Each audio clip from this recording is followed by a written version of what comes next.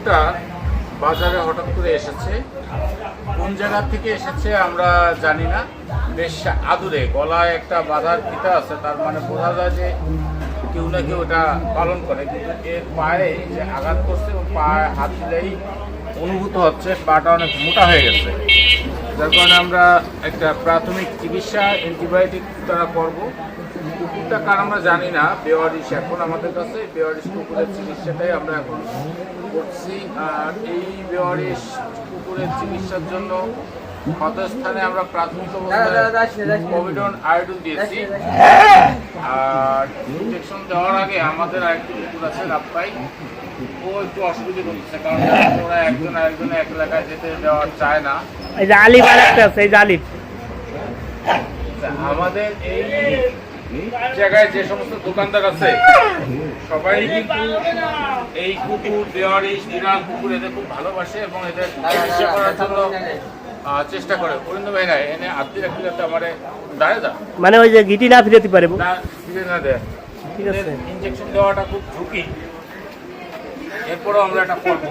দাদা একটু সামান্য একটু ব্যথা পাবি, সমস্যা না ওর নোয়ার পেটা ও পোষা পোষা পোষা সামান্য একটু ব্যথা পাবি। ভয় নাই, ও বুঝতেছে ওর ট্রিটমেন্টও ভালো হবে। অনেকটা ওই তো ওটাও তো একটা তিনটি আছে জায়গা। চিকিৎসা নেওয়ার জন্যই বলা যায় যে আমাদের এখানে এসেছে। আমরা ওষুধ ব্যবহার করতেছি, তো ওষুধটা একটু ব্যথা বেশি, তারপরেও দিচ্ছি এবং এটা দেওয়ার পরেও শুয়েই আছে। ওর ভালো লাগছে কিন্তু দাঁড়া, দাঁড়া। আক্রমণ নিচ্ছিল নেইমারের মতো। আর এই একটা লাল, এই যে এই তিনটা কিন্তু এখানে এই যে অবসান যারা চিকিৎসা করতে পারবেন না, আলিফ আলিফ